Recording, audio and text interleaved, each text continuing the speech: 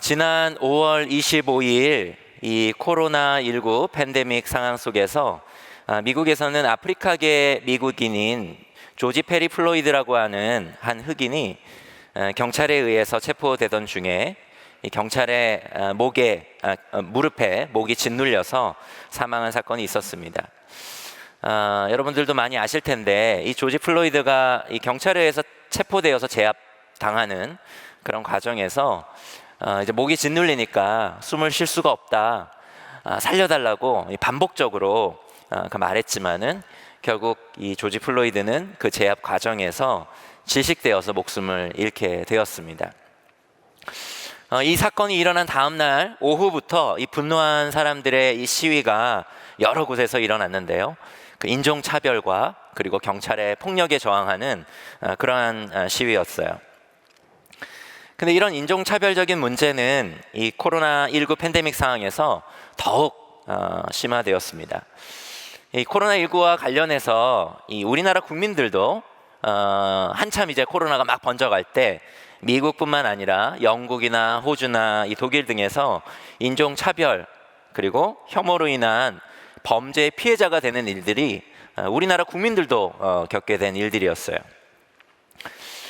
뉴스를 통해 알려진 몇 가지 사례만 제가 좀 말씀을 드리면은 지난 4월 29일에는 미국 LA에서 우리 국민 여성에게 한 백인 남성이 유리병을 던지고 이렇게 위협을 하면서 욕을 하고 도주하는 사례가 있었었고, 또 3월 22일 호주에서는 20대 여성이 10대 청소년 6명에게 호주에 코로나를 가져왔다고 그렇게 우리나라 20대 여성을 폭행하는 그런 사건도 있었습니다. 근데 이러한 혐오의 문제가 우리와는 상관없는 어떤 미국이나 독일이나 이런 유럽과 같은 곳에만 일어나는 그런 문제가 아니라 사실 이 혐오의 문제는 우리의 문제이기도 합니다. 여러분들은 어떠세요? 우리들도 역시 우리와 다른 정치적 입장을 가진 사람들, 또 생각과 문화와 종교가 다른 사람들에 대한 혐오가 여러분 마음 가운데는 조금 있지 않나요? 정도의 차이는 있지만 우리들은 그 문제로부터 정말 자유한 사람들입니까? 수천 년 전에 한 사람에게도 이 문제는 동일한 문제였습니다. 도무지 사랑할 수 없는 어떤 대상을 극도로 혐오한 한 사람의 이야기를 오늘 여러분과 나눠볼까 하는데요. 오늘 우리가 함께 나눌 말씀은 요나서 말씀입니다. 사실 제가 오늘 요나서 전체를 살펴볼 것입니다. 왜냐하면 더불함교회 수준을 믿기 때문입니다. 무엇보다 박정호 목사님을 통해서 이 더불함교회는 요나서를 이미 공부했기 때문에 제가 요나서 말씀 전체를 나누려고 하는데 시간 관계상 전부를 읽지는 않고요. 일부를 좀 읽어가면서 그렇게 말씀을 나누려 합니다. 먼저 요나서 1장 1절에서 10절까지의 말씀입니다. 저와 여러분이 함께 한번 읽도록 하겠습니다. 같이 한번 읽겠습니다. 시작. 주님께서 아미떼의 아들 요나에게 말씀하셨다. 너는 어서 저 큰 성읍 니느웨로 가서 그 성읍에 대고 외쳐라. 그들의 죄악이 내 앞에까지 이르렀다. 그러나 요나는 주님의 낯을 피하여 스페인으로 도망하려고 길을 떠나 요빠로 내려갔다. 마침 스페인으로 떠나는 배를 만나 백사스를 내고 사람들과 함께 그 배를 탔다. 주님의 낯을 피하여 스페인으로 갈 셈이었다. 주님께서 바다 위로 큰 바람을 보내시니 바다에 태풍이 일어나서 배가 거의 부서지게 되었다. 뱃사람들은 두려움에 사로잡혀 저마다 저희 신들에게 부르짖고 저희들이 탄 배를 가볍게 하려고 배 안에 실은 짐을 바다에 내던졌다. 요나는 벌써부터 배 밑창으로 내려가 누워서 깊이 잠들어 있었다. 마침 선장이 그에게 와서 그를 보고 소리를 쳤다. 당신은 무엇을 하고 있어? 잠을 자고 있다니 일어나서 당신의 신에게 부르짖으시오. 행여라도 그 신이 우리를 생각해 준다면 우리가 죽지 않을 수도 있지 않소? 뱃사람들이 서로 말하였다. 우리가 어서 제비를 뽑아서 누구 때문에 이런 재앙이 우리에게 내리는지 알아봅시다. 그들이 제비를 뽑으니 그 제비가 요나에게 떨어졌다. 그들이 요나에게 물었다. 우리에게 말하시오. 누구 때문에 이런 재앙이 우리에게 내렸소? 당신은 무엇을 하는 사람이며 어디서 오는 길이요? 어느 나라 사람이요? 어떤 백성이요? 그가 그들에게 대답하였다. 나는 히브리 사람이요 하늘에 계신 주 하나님, 바다와 육지를 지으신 그분을 섬기는 사람이요, 요나가 그들에게 자기가 주님의 낯을 피하여 달아나고 있다고 말하니 사람들이 그 사실을 알고 겁에 질려서 그에게 소리쳤다. 어쩌자고 당신은 이런 일을 하였어. 요나에게 전해진 하나님의 말씀은 여러분이 방금 읽어보신 것처럼 아주 단순합니다. 이 다른 선지서들과 다르게요, 요나서에 기록된 하나님의 말씀은 많지도 않고 어렵지도 않습니다. 정말 단순해요. 그런데 2절의 말씀처럼 요나가 받은 하나님의 말씀 뭐예요? 니느웨로 가서 하나님의 말씀, 하나님의 메시지를 외쳐라 라고 하는 것이었습니다. 그런데 어찌된 일인지 요나는 니느웨로 가지 않아요. 대신 요나가 향한 곳은 어디였습니까? 오늘 세 번역에서는 스페인이라고 번역되었는데 개역 성경에는 다시스로 기록되어 있습니다. 하나님께서 가라고 하신 다시스의 위치를 니느웨와 그리고 지금 요나가 도망친 다시스의 위치를 한번 지도로 한번 보실까요? 여러분 한번 지도 한번 보시죠. 지도를 통해 보시는 것처럼 이 다시스는 하나님께서 요나에게 가라고 명하신 니느웨와 어떻습니까? 완전히 반대 방향입니다. 그러니까 당시에 이스라엘 사람들은 전 세계의 지도를 갖고 있지 않았고 자기들이 인지하고 있는 세상의 끝이 어디인지 우리가 아는 것만큼 다 이해하지 못했지만 당시 사람들이 이해하는 가장 반대편 끝이 어디였냐면 스페인이었고 다시스였습니다. 사실상 지구 끝이었어요.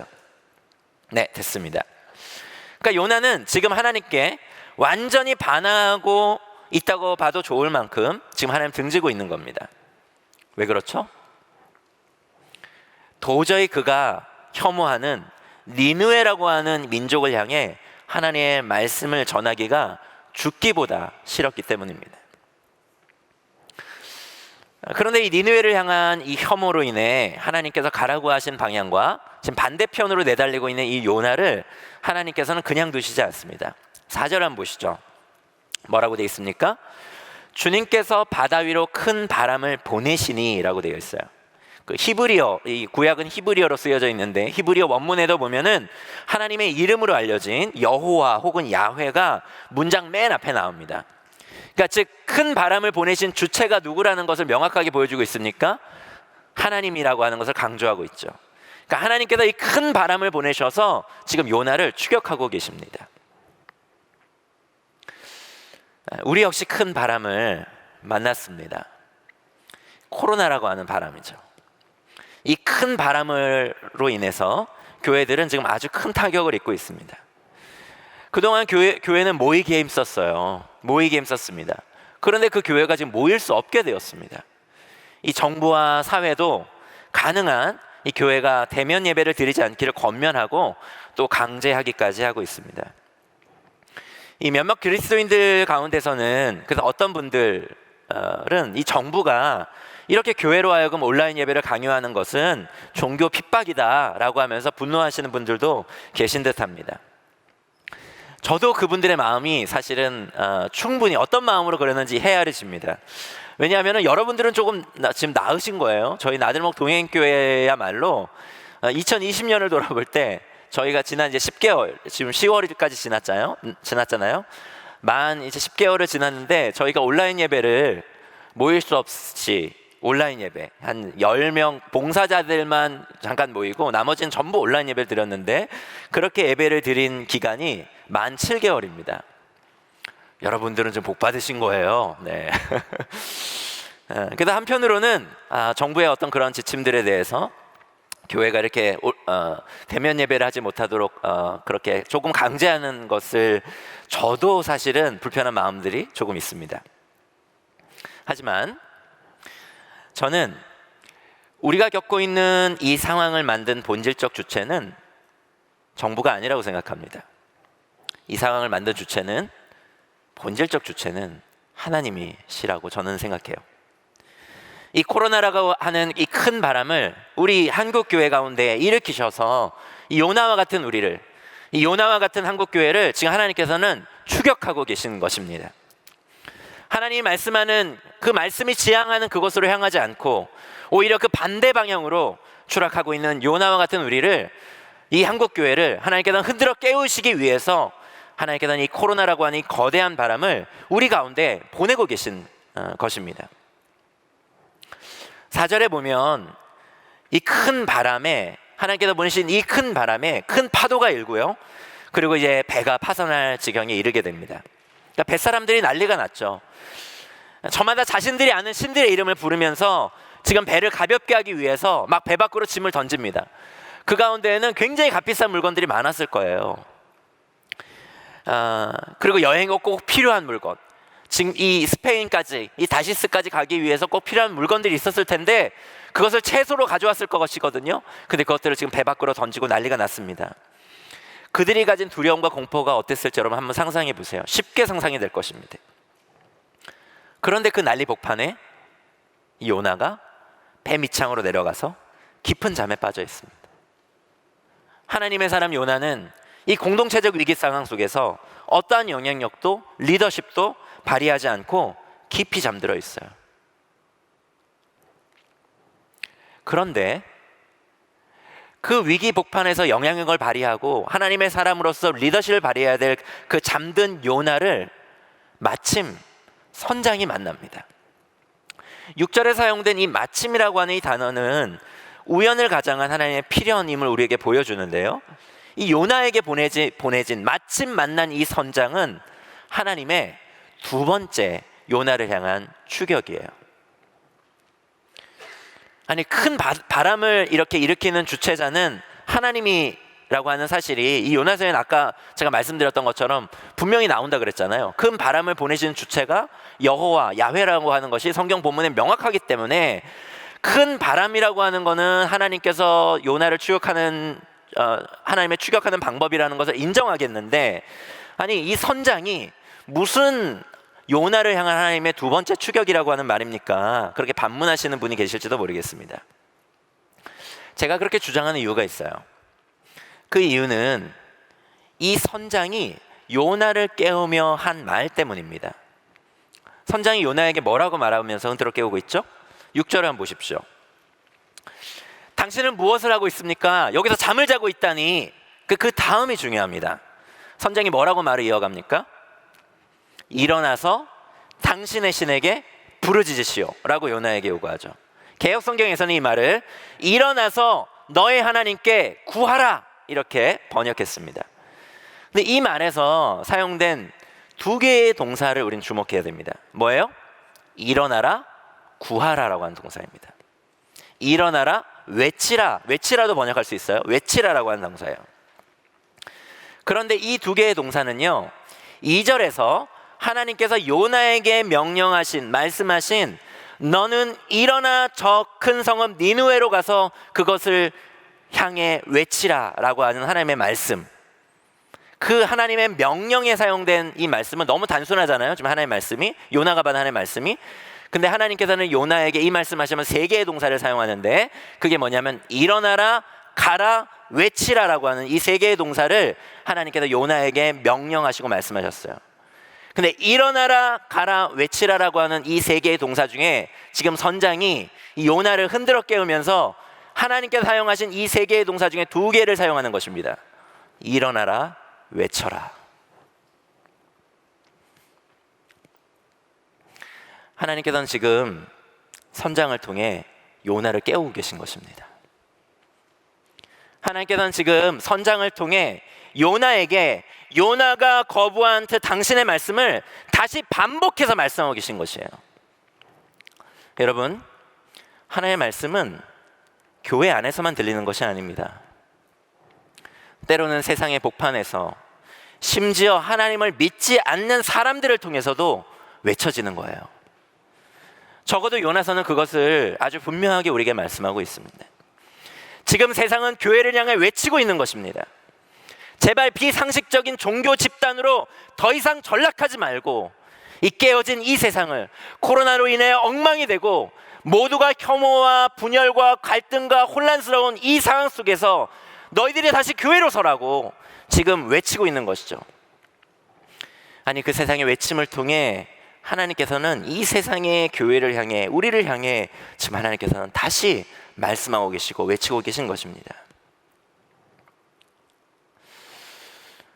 그런데 하나님의 이 말씀에 대해서 이토록 요나가 저항하면서 반항하는 것을 그냥 단순한 불순종으로 해석해서는 안 됩니다. 이 요나의 불순종에는요, 이 하나님의 말씀에 대한 그의 저항에는 그보다 훨씬 더 깊은 이유와 원인이 있어요. 그것을 요나서는 아주 뛰어난 문학적 기법으로 우리에게 알려줍니다. 이 요나서는 구약이고, 구약은 히브리어로 쓰여진 히브리 문학적 기법으로 쓰여진 책입니다. 근데 이 히브리 문학에서는요, 이 메시지를 아주 중요한 메시지를 전할 때 구조 속에, 그 문학적인 방법 속에 이 문서를 작성하는 구조 속의 중요한 메시지를 표현하기도 합니다. 구조학적으로 표현하기도 해요. 그런 히브리 문학을 교차 대꾸법이라고 하는데, 가장 중요한 메시지를 한 가운데 두고 나머지를 이렇게 대칭적으로 구조를 짜서 쓰여진 문학이 바로 이 교차대꾸법 문학인데, 그 문학적인 그 기법을 히브리 문학에서는 많이 사용합니다. 근데 요나서 1장이 그러한 기법으로 쓰여져 있어요. 한번 잠깐 화면 한번 보시겠어요? 여러분들 댁에 돌아가셔서 제가 강의 안에도 드렸는데 한번 확인을 해보세요. 보면 1장에 보면은 4절부터 5절에 보면 선원들이 놀라고 있고요. 그리고 마지막 15절 16절에 보면 주님을 두려워하는 선원들이 나오고 있습니다. 그리고 5절에 보면 각자 선원들이 자신들의 신을 향하여 부르짖는 선원들의 기도가 나오고, 14절에도 선원들이 주님께 기도를 드리는 부분이 나와요. 이렇게 대칭적으로 되어 있고, 마지막 한가운데 뭐를 넣냐면 9절을 넣습니다. 그 9절이 뭐냐면 요나의 고백이 담겨져 있어요. 그렇다면 1장에서 가장 중요한 핵심 메시지가 담겨진 9절은 제가 다 드렸죠? 몇 절이에요? 9절이죠. 9절입니다. 그렇기 때문에 이 9절은 요나서 1장 전체를 풀어내는 키예요. 네, 됐습니다. 그럼 9절이 어떤 내용이 담겨져 있는지 한번 볼까요? 선장이 요나를 깨우고 뱃사람들이 함께 제비를 뽑아서 이 큰 바람과 큰 파도의 원인이 요나임이 밝혀집니다. 그래서 사람들이 요나에게 물어요. 아니, 누구 때문에 이런 재앙이 우리에게 내렸습니까? 당신은 무엇을 하는 사람이고 어디서 오는 길이고 어느 나라 사람이고 어떤 백성입니까? 막 질문을 쏟아냅니다. 그러자 9절에서 요나가 이렇게 답을 해요. 나는 히브리 사람이고 하늘에 계신 주 하나님, 바다와 육지를 지으신 그분을 섬기는 사람이요 라고 답을 합니다. 이 9절에 기록된 이 요나의 이 자기소개에 바로 요나가 하나님의 말씀에 그토록 강력하게 저항한 이유가 담겨져 있어요. 여러분 눈치채셨습니까? 언제나 이 성경은 함축적으로 쓰여졌기 때문에 단어들의 나열된 순서도 중요합니다. 요나의 자기소개의 순서를 한번 보십시오. 요나는 자신을 소개하면서 하나님을 섬기는 사람이라는 소개보다는 자신이 히브리 사람임을 앞세워 소개합니다. 지금 뭡니까? 그것이 그가 가진 정체성의 최우선임을 지금 은연중에 요나서는 보여주고 있는 것이에요. 요나는 실상 하나님을 믿는다고는 하지만 그가 가장 중요하게 여기고 있는 자기의 정체성은 바로 그가 히브리 민족이라고 하는 것입니다. 하나님을 섬기는 자, 하나님의 선지자, 하나님 나라의 백성이라고 하는 정체성보다 앞선 그의 정체성은 바로 히브리 민족주의적 정체성이라고 하는 거예요. 때문에 요나가 가장 우선하고 있는 그 정체성에 반하는 것은 하나님의 말씀이라고 할지라도 도저히 받아들일 수가 없는 것입니다. 요나는 히브리인으로서 니느웨에서 하나님의 말씀을 전하는 것은 도저히 받아들일 수가 없는 거예요. 그것이 하나님의 말씀이라 할지라도. 더군다나 그 니느웨가 하나님의 그 말씀을 듣고 회개해서 구원을 얻는다는 것은 도저히 받아들일 수가 없는 거예요. 왜냐하면 니느웨는 이 아시리아 제국의 마지막 수도거든요. 근데 이 아시리아라고 하는 이 제국은 역사 가운데 가장 잔혹한 그런 제국이었습니다. 역사의 기록 가운데는 아시리아의 잔인함이 기록으로 남겨져서 우리 가운데 전해지고 있는데, 아마 이걸 들으면 여러분 그 요나의 불순종에 대해서 조금 이해하실 거예요. 요나가 단순히 뭔가 이렇게 수준이 떨어져 갖고 불순종하는 게 아닙니다. 이 니느웨가 어떤 민족이냐면, 이 아시리아가 어떤 민족이냐면, 이 아수르 나실팔 2세 정복 기사에는 이렇게 쓰여져 있어요. 이 아시리아의 왕들이 자기를 자랑하면서 써놓은 기록입니다. 나는 산 꼭대기를 강습하여 탈취했다. 그 막강한 산지 요새의 한복판에서 나는 적들을 무수히 목베었다. 그들의 피로 온 산을 염색하니 마치 붉은 천같이 되었다. 나는 적군들의 머리를 베어 그 도처에 기둥처럼 쌓아놓았다. 어린아이들과 여자들은 불 속에 제물로 만들어 주었다. 포로의 살가죽을 벗겨서 성벽에 쭉 깔아 붙였다. 그리고 그는 포로들의 몸을 산채로 동강내어서 한 일들을 막 자랑하면서 기록하고 있어요. 이 사네립 왕의 기록에도 그 잔인함이 쓰여져 있는데, 사네립 왕은 이렇게 기록했습니다. 나는 양을 잡듯이 그들의 목구멍을 절단해버렸다. 그들의 소중한 생명을 고무줄 끊듯이 끊어버렸다. 홍수가 범람하는 것처럼 나는 그들의 식도며 내장의 모든 내용물들이 온 나라 여기저기에 흘러다니게 만들었다. 그리고 손들도 다 잘라버렸다. 이러한 잔인함과 잔혹함으로 이스라엘을 멸망시키기 위해 한 걸음 한 걸음 다가오는 이 아시리아를 향한 하나님의 말씀을 과감없이 전한다는 것은 히브리인으로서는, 히브리인의 정체성을 가장 우선하고 있었던 이 요나에게는 도저히 받아들일 수 없는 것이었어요. 그가 결국 니느웨의 반대 방향으로 내달린 가장 큰 이유는 그가 하나님의 말씀보다 자신의 이 민족주의적, 이 정치적, 이 외교적 입장을 더 중요하게 여겼기 때문입니다.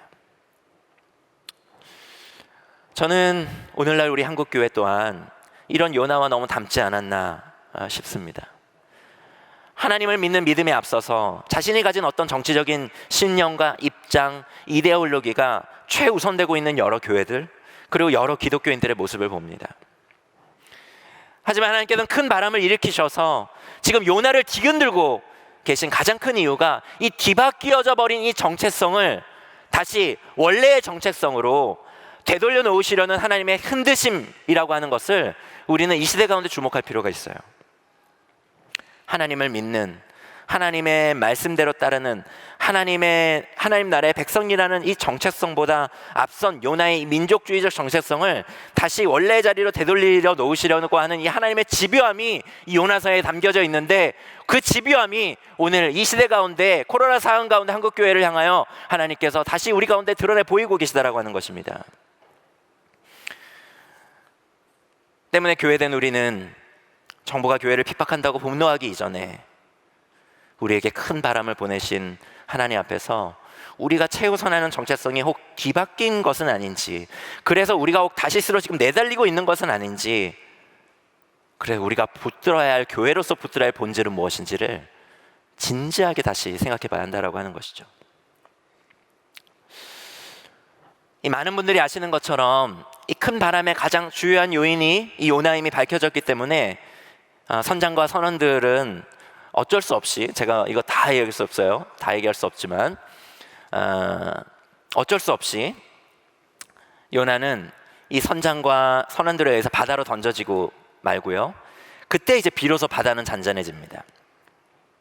그리고 요나가 어떻게 되죠? 여러분들 주일학교 다니신 분들, 더불함께는 이미 요나서를 공부하셨으니까 어떻게 됩니까? 큰 물고기에게 이제 요나가 잡혀 먹죠. 그래서 그 물고기 뱃속에서 3일을 지내면서 하나님께 기도하게 되고, 그 기도의 내용이 2장에 기록되어 있습니다. 그렇게 3일이 지나자 물고기는 요나를 다시 육지로 뱉어내요. 그리고 하나님께서는 요나에게 다시 두 번째 기회를 주십니다. 우리 그 부분을 함께 한번 읽어볼게요. 요나서 3장 1절에서 10절입니다. 저와 여러분들이 한번 같이 읽겠습니다. 시작. 주님께서 또다시 요나에게 말씀하셨다. 너는 어서 저 큰 성읍 니느웨로 가서 이제 내가 너에게 한 말을 그 성읍에 외쳐라. 요나는 주님께서 말씀하신 대로 곧 길을 떠나 니느웨로 갔다. 니느웨는 둘러보는 데만 사흘길이나 되는 아주 큰 성읍이다. 요나는 그 성읍으로 가서 하룻길을 걸으며 큰 소리로 외쳤다. 40일만 지나면 니느웨가 무너진다. 그러자 니느웨 백성들은 하나님의 말씀을 믿고 금식을 선포하고 그들 가운데 가장 높은 사람으로부터 가장 낮은 사람에 이르기까지 모두 굵은 베옷을 입었다. 이 소문이 니느웨의 왕에게 전해지니 그도 임금의 의자에서 일어나 걸치고 있던 임금의 옷을 벗고 굵은 베옷을 입고 잿더미에 앉았다. 왕은 니느웨 백성에게 다음과 같이 선포하여 알렸다. 왕이 대신들과 더불어 내린 칙명을 따라서 사람이든 짐승이든 소떼든 양떼든 입에 아무것도 대서는 안 된다. 무엇을 먹어도 안 되고 물을 마셔도 안 된다. 사람이든 짐승이든 모두 굵은 베옷만을 걸치고 하나님께 힘껏 부르짖어라. 저마다 자기가 가던 나쁜 길에서 돌이키고 힘이 있다고 휘두르던 폭력을 그쳐라. 하나님께서 마음을 돌리고 노여움을 푸실지 누가 아느냐. 그러면 우리가 멸망하지 않을 수도 있다. 하나님께서 그들이 뉘우치는 것 곧 그들이 저마다 자기가 하던 나쁜 길에서 돌이키는 것을 보시고 뜻을 돌이켜 그들에게 내리시겠다고 말씀하신 재앙을 내리시 않으셨다. 3장 3절에서 요나의 태도는 1장과는 완전히 바뀌죠. 요나는 주님께서 말씀하신 대로 곧 길을 떠나 어디로 이제 갑니까? 이제 다시스가 아니라 스페인이 아니라 이제 드디어 니느웨로 갑니다. 요나가 정말 새 사람이 된 걸까요? 그의 마음에 가득했던 니느웨에 대한 그 혐오가 드디어 바뀌고 이 니느웨를 향한 사랑의 마음으로 바뀐 것일까요? 유감스럽게도 그렇지 않습니다. 3절까지만 보면은 요나는 하나님의 말씀에 온전히 순종하는 것처럼 보여요. 하지만 이어지는 하반절을 보십시오. 하반절에는 니느웨 성읍이 얼마나 큰 성읍인지를 묘사하는 구절이 나오죠. 그 성읍은 둘러보는 데만 얼마나 걸립니까? 3일, 사흘길이나 되는 아주 큰 성읍이라고 기록되어 있어요. 그러니까 요나서를 읽는 우리 독자에게 이 니느웨 성읍이 얼마나 큰 도시인지를 단순히 알려주기 위해서 이 구절을 여기 붙인 게 아니고요. 물론 그것도 포함하겠지만 이 구절이 우리에게 궁극적으로 알려주고자 하는 것은 바로 뒤에 이어지는 구절을 통해 하게 됩니다. 4절을 보십시오. 뭐라고 기록되어 있습니까? 근데 그 요나는 그 성읍을 가서 그가 3일 동안 외치지 않고 하룻길을 걸으며 큰 소리를 외쳤다고 기록하고 있어요. 이 요나서의 의도입니다. 이거는 3일이나 걸리는 큰 성읍에서 가서 외쳐야 사역을 해야 되는데 요나는 언제 동안만 그가 사역하고 있어요? 딱 하루. 이건 무엇을 말해줍니까? 지금 요나는 최선을 다해 하나님의 말씀을 전하고 있지 않은 거예요. 얼핏 보면 말씀대로 순종하는 것처럼 보이지만 지금 그가 뭐 하는 거예요? 흉내만 내고 있는 겁니다. 이건 맞죠? 저희 막내 아들 하진이 얘기를 해서 좀 유감이긴 합니다만 우리 하진이가 이 양치하라고 하는 저의 명대로 이 화장실에 들어가서 저의 명대로 순종하는 겁니다. 치약을 이렇게 칫솔에 묻히고는 입에 칫솔을 넣기는 했지만 성실하게 이를 닦으면 3분이라고 하는 이 시간이 소요됨에도 불구하고 아빠의 눈을 피해 칫솔만 입에 넣은 채로 손은 전혀 그 칫솔에 닿지 않고 한 1분 동안 그렇게 있다가 아빠 이제 그만해도 돼요? 라고 외치는 것처럼 지금 요나는 지금 하나님 앞에서 순종하는 신용만 하고 있는 겁니다. 하루 동안 큰 소리로 짧게 외치고는 하나 이제 됐죠? 하는 겁니다. 근데 이제 어떤 분들은 이렇게 제가 말씀을 좀 불편한 분이 계실지 모르겠어요. 아니 목사님 저 요나 좋아하거든요. 요나 그래도 선지자 아닙니까? 이렇게 목사님 자꾸 이렇게 요나를 너무 삐딱하게 보시는 거 아닙니까? 너무 나쁜 사람으로 지금 몰아가는 거 아니에요? 이렇게 해서 요나를 너무 매도하시는 것 같아서 지금 마음이 불편합니다. 이런 분들이 계시죠 지금. 네, 요나가 하루 동안 효율적으로 다른 사람을 3일 동안 할 수 있는 사역을 능력이 있기 때문에 하루 동안 할 수도 있는 거잖아요. 이렇게 저에게 항변하는 분이 계실지도 모르겠습니다. 그것도 타당한 추론이에요. 하지만 저는 그 추론에 동의하지는 않습니다. 왜냐하면 제가 아무리 요나를 잘 봐주려고 해도 요나서의 문학적인 기법들이 계속 어떤 의도를 가지고 저로 하여금 그렇게 해석하게 만들고 있거든요. 제가 하루 동안 요나의 이 예언 사역이 하나님의 눈을 피해서 순종하는 척 정도의 순종의 신용으로 의심하는 또 다른 이유가 있습니다. 그것은 그가 외친 메시지의 내용 때문이에요. 그가 외친 예언을 보십시오. 요나가 뭐라고 외칩니까?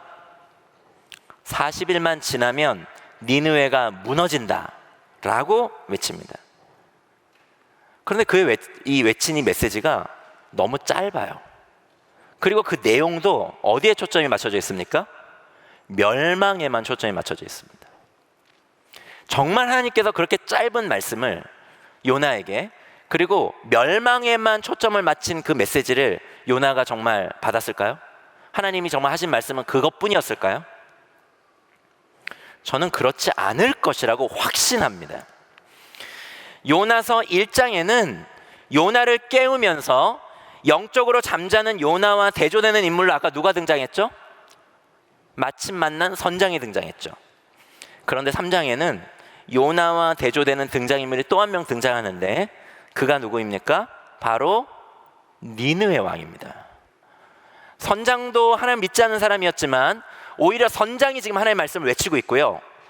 그리고 오늘 3장에 만난 이 니느웨 왕도 하나님의 사람이 아니지만 그 니느웨 왕도 지금 하나님의 말씀을 외치고 있습니다.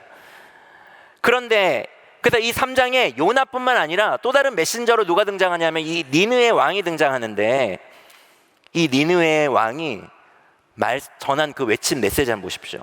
3장 7절부터 9절까지 적혀져 있는데 유심히 한번 보세요. 일단 분량적으로도 요나보다 훨씬 많습니다. 요나는 0.5절 정도의 아주 짧은 메시지를 전하는 반면에 이 니느웨 왕은 거의 3절에 육박하는 말씀을 지금 메시지를 전하고 있어요. 요나가 전한 메시지의 거의 몇 배입니까? 6배입니다. 6배. 그뿐만이 아니라 요나의 메시지는 멸망에만 초점을 맞춰져 있는데 이 니느웨 왕이 전한 메시지는 회개하라고 하는 내용이 담겨져 있고요. 그 내용이 훨씬 많고, 그리고 그와 더불어서 하나님의 구원을 기대하는 메시지가 담겨져 있어요. 저는 사실 요나가 받은 말씀이 이 니느웨 왕이 전하고 있는 이 메시지에 거의 방불하게 받은 말씀일 거라고 저는 확신합니다. 1장의 선장이 요나를 깨웠던 그때를 한번 떠올려 볼까요? 선장은 분명 하나님을 모르는 이방 사람이었지만 선장은 하나님께서 요나에게 명하셨던 이 3개의 동사인 일어나라, 가라, 외치라고 하는 동사 중에 2개의 동사를 사용해서 이 요나를 깨웠다고 했습니다. 하나님께서는 선장을 통해 요나에게 말씀하고 계시다고 했죠. 동일하게 요나서 3장도 이 요나서를 동일한 기법으로 지금 니느웨 왕을 등장시키는 거예요. 이 니느웨 왕의 백성들을 향한 이 메시지는 사실 요나가 전했어야 할 온전한 메시지였던 것입니다. 하지만 요나는 그러질 않아요. 그는 하나님의 말씀 중에서 자기가 좋아하는 것만 취사 선택합니다. 니느웨의 멸망에 대한 부분만 취사 선택해요. 그리고 아주 최소한으로 전하고 있는 것입니다. 그러니까 요나서 3장은 표면적으로는 이 요나가 순종하고 있는 것처럼 보이지만 요나는 실제로 조금도 변하고 있지 않다라고 하는 것을 이 요나서가 우리 가운데 고발하고 있는 것입니다. 근데 이 요나에게 참 기가 막히게도 이 요나의 형편없는 사역임에도 불구하고 문제가, 이 요나가 취사 선택한 그 짧은 하나님의 말씀에도 불구하고 니네 백성들이 어떻게 반응합니까? 회개해요. 그리고 하나님 앞에 돌이키기 시작합니다. 5절에서 6절을 제가 다시 한번 읽어보겠습니다. 그러자 니느웨 백성들은 하나님의 말씀을 믿고 금식을 선포하고 그들 가운데 가장 높은 사람으로부터 가장 낮은 사람에 이르기까지 모두 굵은 베옷을 입었다. 이 소문이 니느웨 왕에게 전해지니 그도 임금의 의자에서 일어나 걸치고 있던 임금의 옷을 벗고 굵은 베옷을 입고 잿더미에 앉았다. 이 성경 이 기록된 이 역사 가운데서 이 전무후무한 역사가 일어난 겁니다. 전무후무한 회개 역사가 일어난 거예요. 하나님의 말씀을 그냥 스치기만 했는데도 이 니느웨 백성들은 그 말씀을 믿고 막 금식까지 하고 막 지위고하를 막론하고 굵은 베옷을 입고 막 회개하기 시작합니다. 엄청난 부흥이 일어난 거예요. 근데 요나서 3장은 이런 니느웨의 전 국민적인 이 회개의 사건을 요나서가 조명하고 싶은 것이 아닙니다. 요나서가 이 니느웨의 전 국민적 회개 사건을 통해서 요나서가 조명하고 두드러지게 보이고 싶은 게 있는 거예요. 그게 뭡니까? 이 말씀에 스치기만 해도 회개하는 이방 사람들에 비해서 하나님의 말씀을 그토록 집중적으로 들었음에도 불구하고 조금도 변하지 않는 이 요나의 그 완고함을 보여주고 싶은 것입니다.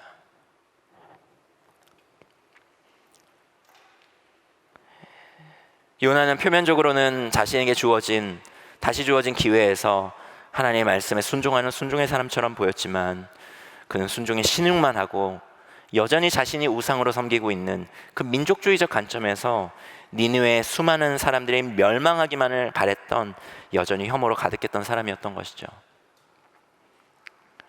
하나님의 말씀을 집중적으로 듣고 있지만 자기와 다른 일을 조금도 품으려고 하지 않는 한국교회의 그 완고함, 그 한국교회의 그 고집스러움, 조금도 그리스도를 닮아가려고 하지 않는 그 한국교회를 향한 그 하나님의 말씀이 요나서를 통하여 우리 가운데 들려지고 있다고 여러분 느껴지지 않으십니까? 요나에게 가장 큰 문제는 니느웨였지만, 그래서 니느웨는 요나의 혐오의 대상이기까지 했지만 요나서에서 정작 가장 큰 문제는 요나였습니다. 하지만 요나는 이 사실을 홀로 깨닫지 못하고 있어요. 사실 많은 사람들은요, 나에 대해서 가장 객관적으로 잘 알고 있는 사람이 나 자신이라고 생각합니다. 여러분 정말 그렇습니까? 저는 어쩌면 우리 자신에 대해서 가장 무지한 사람이 바로 우리 자신이라고 생각합니다. 요나처럼 말이죠. 제가 최근에 한 논문을 통해서 이 도덕적 면허 효과 혹은 도덕적 허가라고 하는 개념을 알게 됐어요. 이 도덕적 면허 효과 혹은 도덕적 허가라는 것은 과거에 선행을 행하거나 이 도덕적 행동을 하게 되면은 자신이 도덕적이라고 스스로 생각해서 이후에 때로 행하게 되는 나쁜 일에 대해서 스스로 정당화하게 된다라고 하는 그런 이론입니다.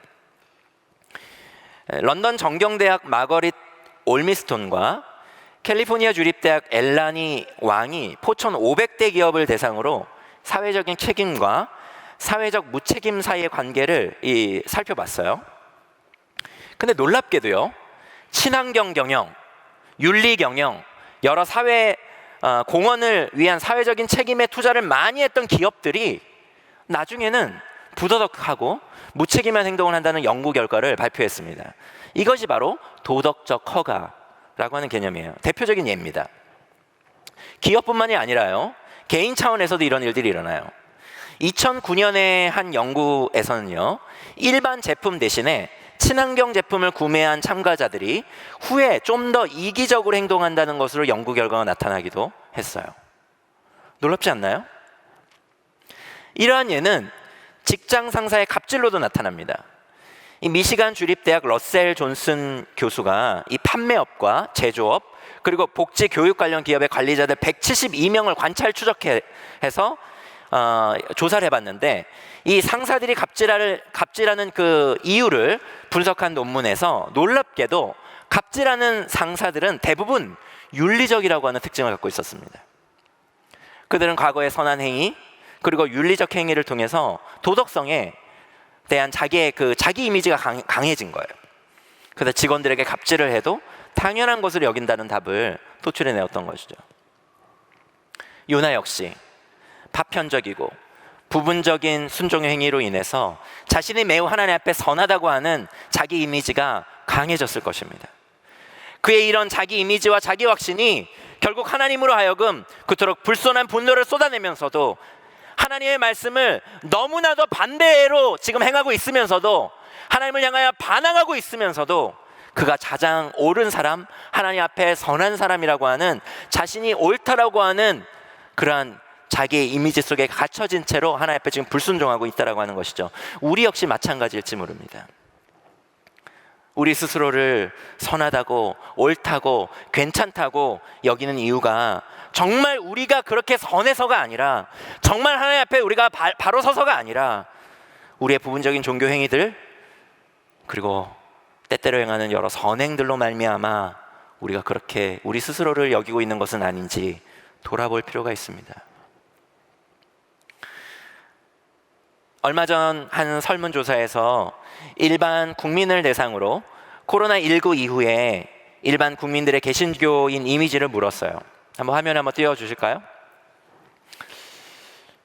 화면에 보시는 것처럼 응답한 사람들의 32%가 개신교인들에 대한 이미지를 거리를 두고 싶은 이라고 응답했고, 이중적인이라고 답한 사람은 30%, 그리고 사기꾼 같은 이라고 답한 사람 29%, 이기적인이라고 답한 사람 27%였습니다. 이에 반해 불교와 천주교에는 온화한, 따뜻한 등의 긍정적 이미지가 주를 이루었어요. 지금 여러분이 보고 계신 이것이 세상이 우리들을 바라보는 시선입니다. 세상은 개신교인들, 우리 기독교인들을 이기적인, 사기꾼 같은, 그래서 거리를 두고 싶은 사람들로 여기고 있습니다. 우리가 이 지경까지 된 것은 140년의 역사를 가진 우리 한국교회의 성찰적인 영성이 요나의 수준 정도로 계속 머무르고 있었기 때문은 아닌가 돌아보게 됩니다. 그래서 하나님께 사랑하시는 이웃을 향한 민감함을 기르지 못하고 하나님께 다스리시는 모든 피주세계를 아우르지 못하는 아주 편협하고 이기적 종교인으로 전락한 우리 한국교회의 그 민낯을 하나님께서는 지금 요나서를 통해 고발하고 계신 것이죠. 오늘날 이 세상의 기술은 엄청나게 발달했습니다. 인터넷과 여러 프로그램과 다양한 기술들이 전 세계를 연결하고 있어요. 세상은 역사가 시작된 이래로 가장 긴밀하게 연결되고 있지만 아이러니하게도 서로 간의 대화는 점점 사라져가고 있습니다. 때문에 사람들 사이를 채우고 있는 것이 무엇입니까? 대화와 그 대화를 통해 연결되는 서로의 마음이 아니라 SNS를 통해서 급속히 퍼져나가는 가짜 뉴스들, 그리고 나의 생각을 지지 않은 여러 정보와 이미지들입니다. 무엇보다 심각한 것은 그 가짜 뉴스들을 통해서 자신과 다른 입장에 서 있는 자들을 향한 혐오와 실제적인 폭력이 세계 곳곳에서 점점 더 많이 일어나고 있다고 하는 것이에요. 페이스북이나 유튜브가 추천해주는 여러 피드되는 그런 영상들, 그래서 나의 정치적인 입장, 나의 세상을 보는 어떤 해석의 틀, 그 관점과 동일한 입장에 있는 사람들의 이야기들만 계속 증폭되어서 우리에게 제공됨으로 인하여 우리의 반대편의 사람들의 이야기들과 그 정보는 차단되고, 그리하여 그들을 타자화하고 악마화하고 그들을 혐오하는 일들이 세상 곳곳에서 일어나고 있습니다. 세상에서 SNS가 발전되면서 미국에서도 일어나는 일인데요, 정치적 입장들이 중도가 점점 사라지고 있습니다. 점점 양극화가 되고 있어요. 경제적인 양극화뿐만 아니라 정치적인 입장의 양극화도 점점 심화되고 있고, 서로를 향한 혐오는 더욱더 증폭되고 있습니다. 무엇 때문에요? 무엇 때문에? SNS 때문에. 우리는 유튜브에서 계속 우리에게 추천되는 영상과 페이스북과 같은 SNS에서 우리에게 계속 추천해주는 여러 피드들과 정보들과 영상들이 다른 사람에게도 동일하게 추천되고 있다라고 그렇게 여길지 모르지만, 아니요, 그것은 철저히 구글과 페이스북과 인스타그램 등등의 엔지니어들과, 그리고 우리가 주목하고 바라보는 그런 영상이 정확하게 기록으로 남기 때문에 그걸로 인해 추천되는 AI에 의해서 우리에게 추천되는 것들입니다. 그것이 사실인지 그렇지 않은지는 중요하지 않습니다. SNS상에서 그들이 그렇게 하는 것은 가능한 우리의 시선이 SNS에서 떠나지 않게 하려는 의도 때문이죠.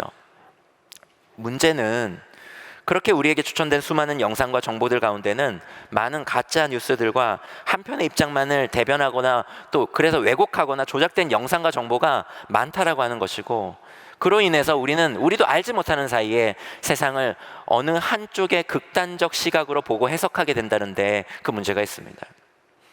그리고 우리와 반대편에 있는 이들을 사랑하기보다는 이 요나가 니느웨를 바라봤던 것처럼 오히려 쉽게 혐오하게 된다는데 그 문제의 심각성이 있어요. 우리는 세상이 죄로 인해 깨어져 있음을 압니다. 때문에 우리는 가짜 뉴스들과 여러 악의적인 왜곡이 우리가 사는 세상에 가득하다는 것을 인지해야 합니다. 그렇기 때문에 우리의 정치적인 입장과 여러 세상을 해석하는 관점이 동일한 정치 관련 뉴스나 정보를 나눌 때에는 그것이 가짜 뉴스인지 아닌지, 그리고 우리가 하나님 나라의 백성으로 우리가 배우고 우리가 근본 권위를 가장 두고 있는 성경적 관점에서 그것이 과연 옳은 것인지를 분별하며, 우리가 보고 있는 이 뉴스들과 정보들이 누구에 의해서 악의적인 왜곡과 누군가를 선동하고 조작하려고 하는 그런 의도로 만들어진 것은 아닌지 늘 조심스럽게 살피고 분별해서 사람들에게 나누고 공유해야 할 것이에요. 우리가 이 땅에서 계속 증폭되고 있는 혐오를 멈추기 위해서는 첫째로 해야 되는 것은 하나님 나라의 백성으로서의 우리의 정체성을 가지고, 그리고 하나님의 말씀으로 우리를 성찰하는 그 성찰의 힘을 빌려서 혐오를 증폭시키는 거짓을 분별하고 경계하는 것, 그것이 우리가 해야 되는 정말 중요한 일이라고 하는 것입니다. 이를 위해서 SNS에 계속 추천해주는 정보나 어느 한편에서의 입장의 이야기만 들어서는 안 되고요. 교회 내에는 다양한 정치적 견해를 가진 사람들이 있다는 것을 인정하고, 나와 다른 입장을 가진 이들을 혐오하거나 판단하지 않고, 또 그들도 그리스도 안에서 한 형제와 자매임을 인정하면서 그들의 이야기에 귀를 기울여야 하고, 또 우리 자신의 입장만을 너무 독단적으로 주장해서도 안 된다라고 하는 것입니다.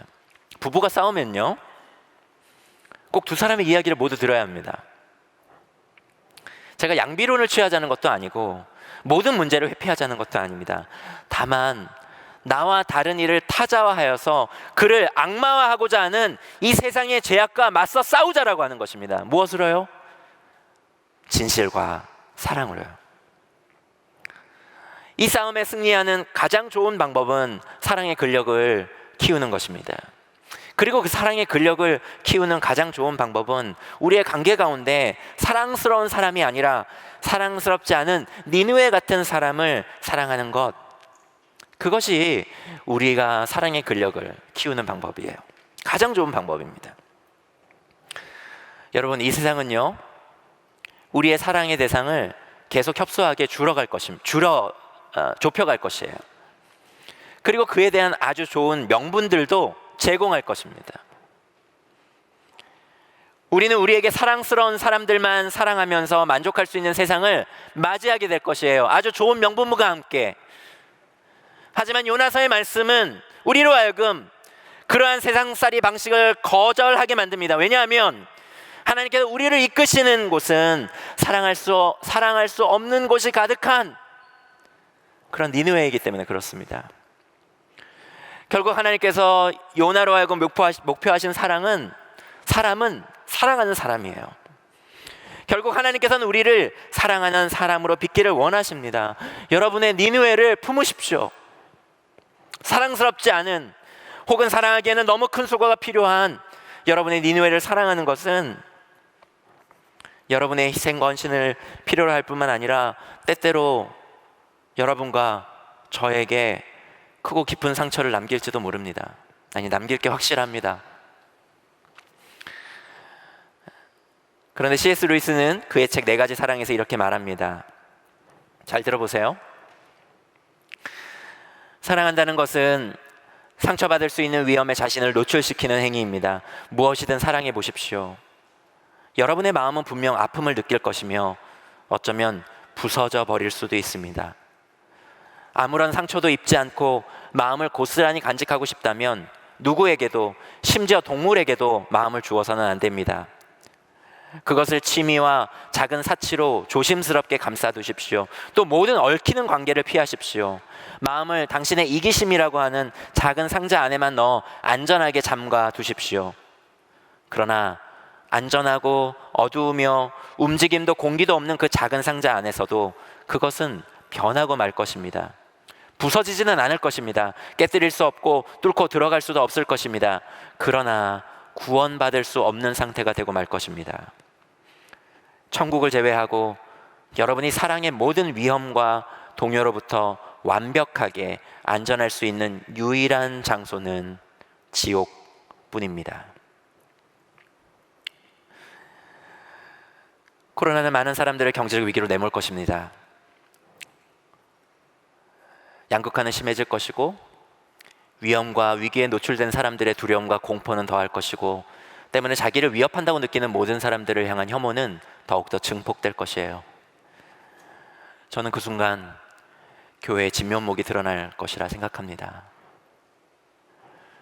모두가 자신의 지갑을 닫고 자신의 마음을 닫고 미래의 위험을 준비할 때 누군가의 위기를 위해, 누군가의 위험을 위해 기꺼이 자신의 지갑과 마음을 열어서 자신의 공간과 자신의 삶을 열어서 자신의 것을 나누는 진정한 하나님을 믿는 향한 그 믿음과, 그로 인해 기꺼이 자신에게 겨울 그 위험 부담과 상처, 고통을 감내하면서 자신의 것을 나누는 그 희생을 주저하지 않는 그런 교회의 진면목을 저는 더불어함께교회 우리를 통해 보고 싶습니다. 요나서의 4장 11절 마지막 절은 이렇게 끝이 나요. 제가 한번 읽어보겠습니다. 4장 10절에서 11절입니다. 주님께서 말씀하셨다. 내가 수고하지도 않았고 내가 키운 것도 아니며 그저 하룻밤 사이에 자라났다가 하룻밤 사이에 죽어버린 이 식물을 내가 그처럼 아까워하는데 하물며 좌우를 가릴 줄 모르는 사람들이 12만 명도 더 되고 짐승들도 수없이 많은 이 큰 성읍 니느웨를 어찌 내가 아끼지 않겠느냐. 요나서 4장에서도 하나님께서는 피조세계를 동원하셔서 요나에게 다가가십니다. 1장에서는 큰 바람을 동원하셨고요, 2장에서는 큰 물고기를 동원하셔서 요나를 추격하신 우리 하나님께서는 이제 4장에서는 넝쿨 식물을 통해 요나에게 다가가십니다. 요나를 괴롭히던 그 따가운, 그 중동의 따가운 그 태양빛을 가리워준 그 넝쿨 식물을 하나님이 예비하신 이 벌레를 통해서 사라지게 하자 요나가 그것에 대해서 분노하죠. 아주 화를 냅니다. 그 분노하던 그 요나를 향해 하나님께서 하신 답변이 우리가 조금 전에 본 요나서의 끝절입니다. 근데 이 요나서의 이 마지막 이 4장 11절 이 끝절은 특이하게도 하나님의 질문으로 끝이 나고요, 그리고 그에 마땅히 대답해야 되는 이 요나의 대답이 나오질 않습니다. 그냥 마지막 하나님의 질문으로 끝이 나요. 왜일까요? 그것은 이 질문에 대해 답해야 하는 사람이 더 이상 요나가 아니기 때문입니다.